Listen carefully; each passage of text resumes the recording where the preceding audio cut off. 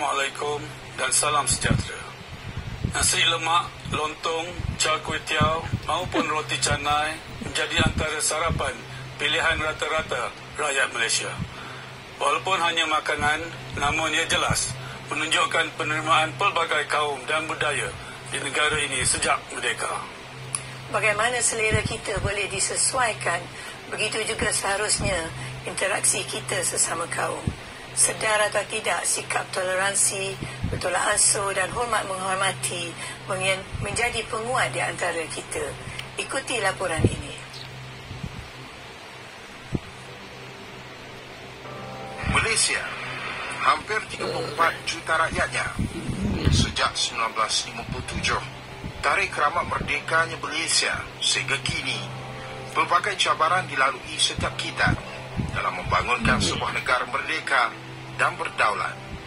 Saya nak negara Malaysia ni bersatu padu rakyat Malaysia. Saya nak semua India, China, Melayu satu bersatu untuk negara kita. Tahun 2024 ni saya nak lihat rakyat Malaysia ada perpaduan yang harmoni. Kita rakyat Malaysia ni berbilang kaum dan agama.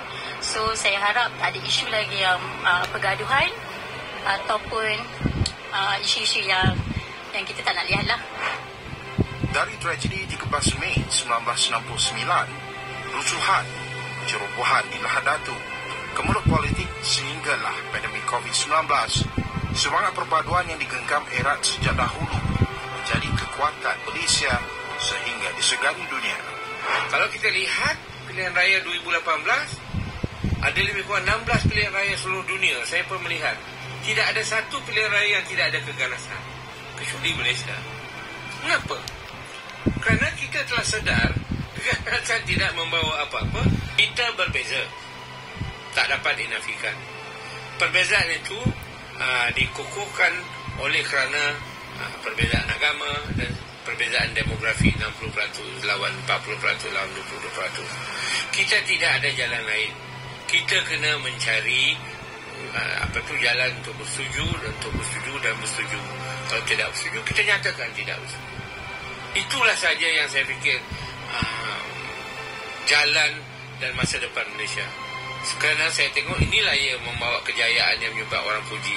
Ialah kemampuan kita. Sedarkah kita, setiap kali di sebalik kejayaan negara di pentas dunia, di belakangnya adalah rakyat Malaysia. Tidak mengira bangsa, kita tidak pernah kekok melaungkan nama Malaysia. Roti canai, ji chong fan, nasi lemak, lontong maupun tosai jadi pilihan kita semua walaupun merentas tradisi. Kerana rakyat Malaysia tiap-tiap minggu membuktikan kami berunding, kami sedia bertolak ansur.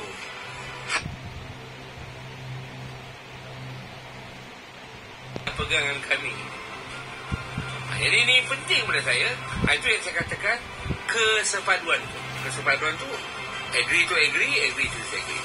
Bila kita sampai ke disagree tu, kita bentuk banyak cara. You ingat tak Malaysia ni? Bila ada je masalah, buat jawatankuasa. So kita dah pegang konsep ini tanpa kita bercakap. Sedar atau tidak, acuan yang diwarisi sejak zaman nenek moyang kita ini harus menjadi paksi setiap lapisan masyarakat agar Malaysia lebih maju, harmoni dan jaya. Saya harap Malaysia lah, bangsa kita boleh macam bola-bola. Itu bola sebabnya each races can be work together, play together, main with each other, sokongkan negara kita. That's what I hope. Kemampuan kita to adjust. Ini kelebihan kita ni. Dan kata yang saya katakan yang penting lah, mold, the Malaysian mold, acuan Malaysia. Itu ini yang orang kata unik. Laporan Farizal Osman dan Hilmi Abdul Malik untuk TV3.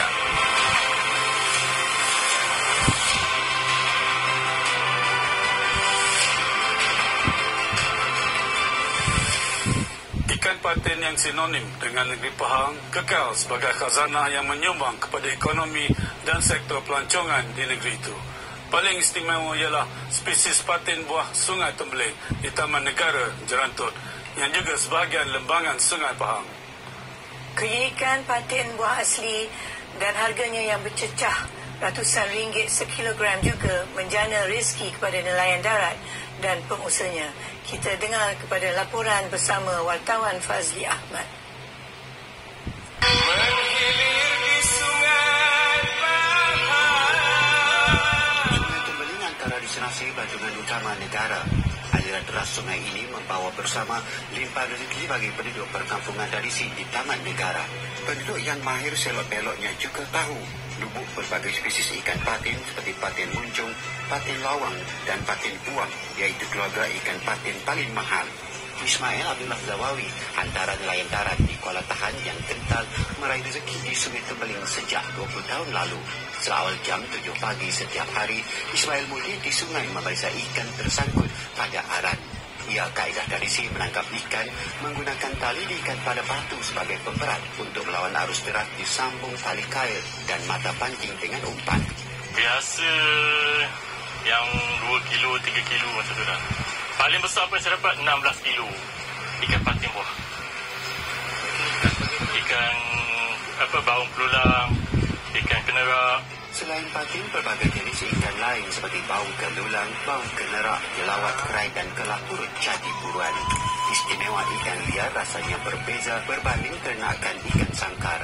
Faktor itu menyebabkan harga ikan Sungai Tembeling amat mahal, iaitu berjejak antara 130 hingga 500 ringgit sekilogram. Dia banyak keunikan dari segi arus sungai dan faktor air sungai yang sangat bersih lah.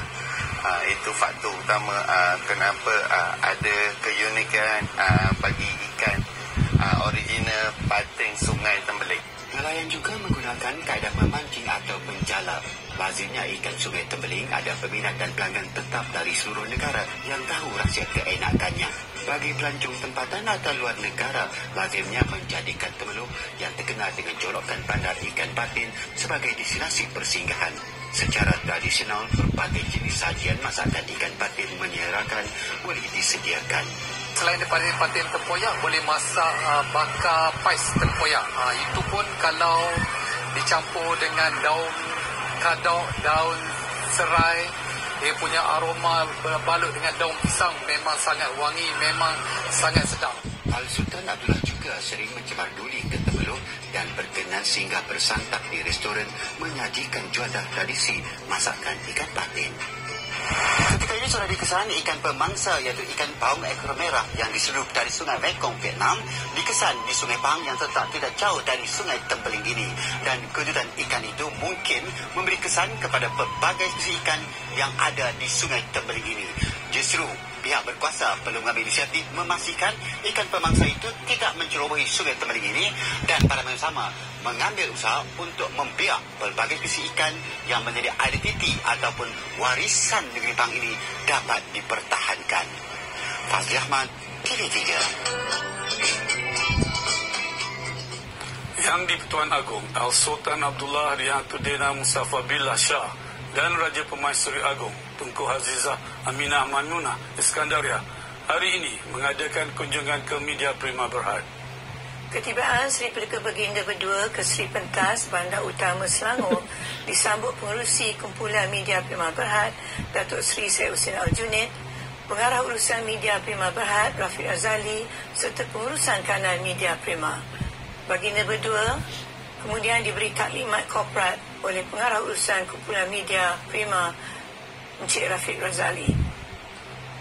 Al-Sultan Abdullah dan Tunku Azizah dibawa melawat konti radio media Prima Audio yang menempatkan rangkaian Hot FM, Cool 101, Molek FM serta Fly FM.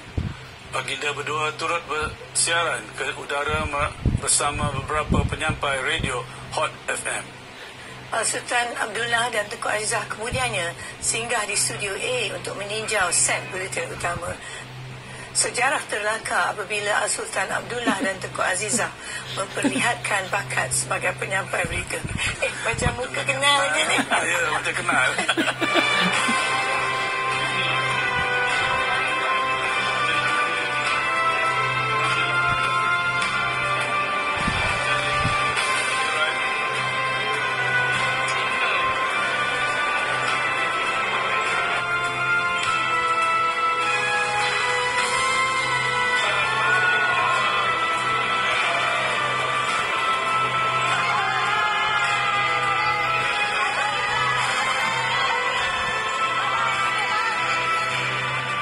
pihak Media Prima, kami menjunjung kasih ke atas ke bawah duli Yang Maha Mulia Tuanku Seri Paduka Baginda Yang di-Pertuan Agong dan juga Raja Pemaisuri Agong yang telah mencemaduli melawat kami di Seri Pentas. Dan bagi rakan-rakan di sini hari ini adalah hari bersejarah kerana inilah kali pertama Yang di-Pertuan Agong mencemaduli melawat Seri Pentas. Kita menjunjung kasih kepada Tuanku kerana sudi berangkat ke Media Prima dan peluang untuk staf-staf Media Prima dapat bermesra dengan Tuanku. Kami sebagai warga kerja Media Prima TV Network sangat terutamudi very grateful kerana Tuanku dan Pemaisuri sudi melawat Seri Pentas. Tahun ini lagi special kerana tahun ini TV3 akan menyambut ulang tahun ke-40. Jadi lawatan ini sangat bermakna. Bunga kembang dalam helaian bagai intan kelopak permata. Telah lama dalam impian Tuanku bertandang di depan mata. Sekian segmen khas Buletin Diraja menerusi buletin utama malam ini. Beta dan Tuanku Pemaisuri ingin mengucapkan terima kasih pada semua yang menjayakan lawatan kami yang amat bermakna ke Seri Pentas. Lawatan ini kami abadikan dalam kenangan selama-lamanya dan kami akan sentiasa mendoakan yang terbaik untuk Media Prima dan seluruh warga kerjanya. Buletin utama kembali bersiaran langsung bersama Malik dan Fatin.